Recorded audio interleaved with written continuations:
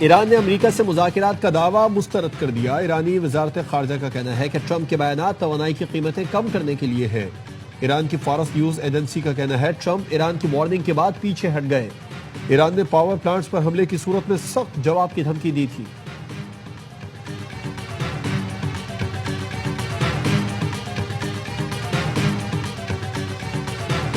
امریکی صدر نے ایرانی پاور پلانٹس پر حملے 5 دن کے لیے مؤخر کرنے کا حکم دے دیا۔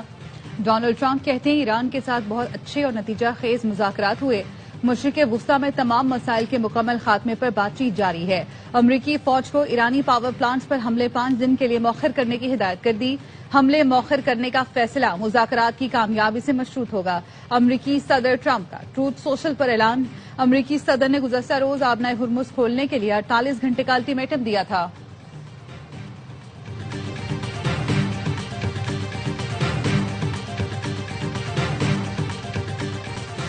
وزیر اعظم شہباز شریف کا ایرانی صدر سے رابطہ۔ بہادر ایرانی عوام سے یکجہتی اور قیمتی جانوں کے ضیاع پر اس افسوس کا اظہار۔ وزیر اعظم شہباز شریف نے کشیدگی میں کمی، مذاکرات، سفارتکاری اور امت مسلمہ کے درمیان اتحاد پر زور دیا۔ شہباز شریف کا کہنا تھا پاکستان خطے میں امن کے فروغ کے لیے اپنا تعمیری کردار جاری رکھے گا۔ صدر ٹرمپ کے اعلان کے بعد عالمی مارکیٹ میں تیل کی قیمتوں میں زبردست کمی۔ لندن برنٹ کی قیمت میں 10% کمی سے $102 فی بیرل تک پہنچ گئی۔ امریکی WTI 9% کمی سے $89 فی بیرل پر آ گیا۔ عالمی مارکیٹ میں سونے کی قیمت میں بھی فی اونس $288 کمی ہوئی۔ پاکستان میں ایک تولہ 28,000 روپے سستا ہو گیا۔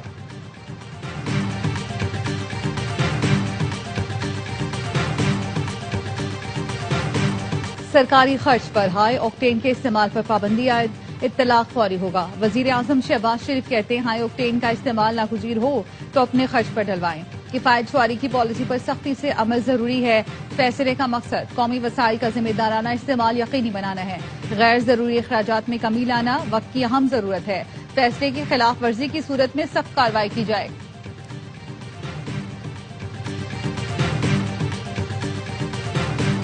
جیٹ فیول کی قیمت میں 46 روپے فی لیٹر اضافہ، 1 لیٹر 388 روپے کا ہو گیا۔ مشرق وسطی میں جنگ کے باعث دنیا کی 20 بڑی ایئر لائنز کو $53 ارب کا نقصان۔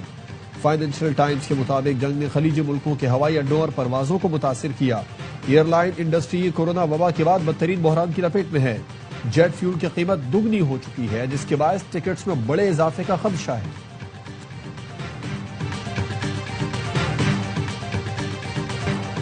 ملک بھر میں یوم پاکستان ملی جوش و جذبے سے منایا جا رہا ہے۔ دن کا آغاز توپوں کی سلامی سے ہوا۔ ملکی سلامتی کے لیے دعائیں کی گئیں۔ فضا پاکستان زندہ باد کے نعروں سے گونج اٹھی۔ صدر آصف زرداری نے نوریرا ہاؤس میں پرچم کشائی کی۔ وزیر اعظم شہباز شریف نے لاہور میں پرچم کشائی کی۔ مزار اقبال پر گارڈز تبدیلی کی پروقار تقریب ہوئی۔ گورنر سندھ نہال ہاشمی، وزیر اعلیٰ سندھ مراد علی شاہ اور میئر کراچی مرتضی وہاب نے مزار قائد پر حاضری دی اور فاتحہ خوانی کی۔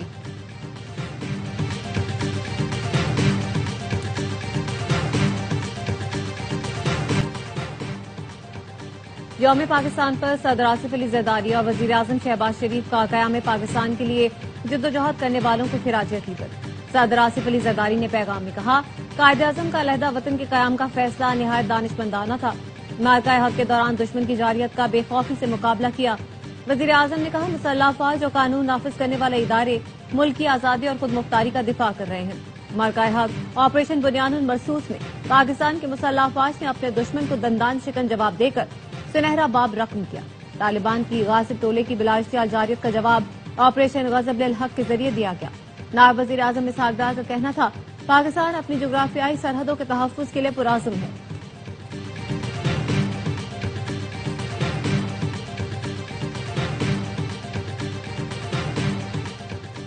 عسکری قیادت کی یوم پاکستان پر قوم کو مبارکباد۔ Field marshal Syed Asim Munir, naval chief admiral Naveed Ashraf اور air chief marshal Zaheer Ahmed Babar Sidhu نے پیغام میں کہا آج کا دن ایمان، امیدوار اور استقامت کی علامت ہے۔ پاکستان جمہوریت کے تسلسل کے ساتھ ترقی کی راہ پر گامزن ہے۔ دہشت گردی اور انتہا پسندی کی چیلنجز کے باوجود مسلح افواج، قانون نافذ کرنے والے ادارے اور عوام متحد ہو کر خطرات کے خاتمے کے لیے پرعزم ہے۔ پاکستان بطور ذمہ دار ریاست امن و استحکام کے فروغ کے لیے کردار ادا کرتا رہے گا۔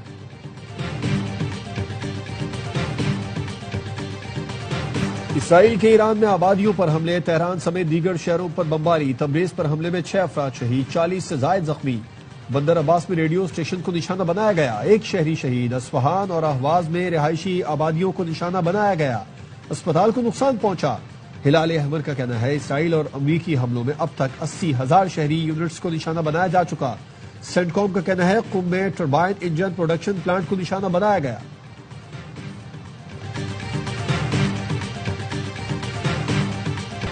ایران کی اسرائیل پر کلسٹر بموں کی بارش، ڈیفنس سسٹم ایرانی میزائلوں کو روکنے میں ناکام رہا۔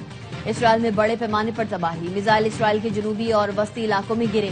تل ابیب، ایلات، بیروسبا، ڈیمونا اور عراق میں ایرانی حملوں سے تباہی، درجنوں عمارتیں ملیمیٹ۔ اسرائیل میں خوف و ہراس پھیل گیا۔ ایرانی حملوں میں اب تک 11 اسرائیلی ہلاک اور ہزاروں زخمی ہو چکے ہیں۔ اسرائیلی وزیراعظم نے گزشتہ روز جنوبی شہر عراق کا دورہ کیا۔ خاتم النبیہ ہیڈ کوارٹر کا کہنا ہے سعودی ایئر بیس اور بحرین میں امریکی 5th فلیٹ کو نشانہ بنایا۔ پرنس سلطان ایئر بیس پر میزائل اور ڈرون حملے کیے گئے۔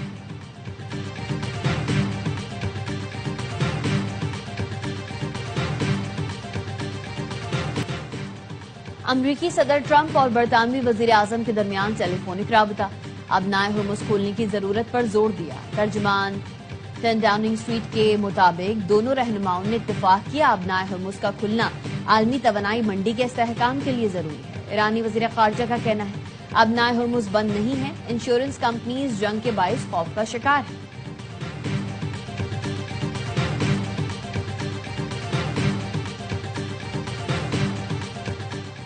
ابنائے ہرمز کی ناکہ بندی کے خلاف ہیں، معاملے کو عالمی صورتحال کے تناظر میں دیکھا جانا چاہیے۔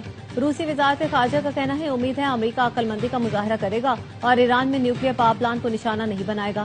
چین کا کہنا ہے ابنائے ہرمز کے بحران کو ختم کرنے کے لیے مذاکرات کا راستہ اپنایا جائے، کشیدگی بڑھنے سے پورا خطہ افراتفری میں مبتلا ہو جائے گا۔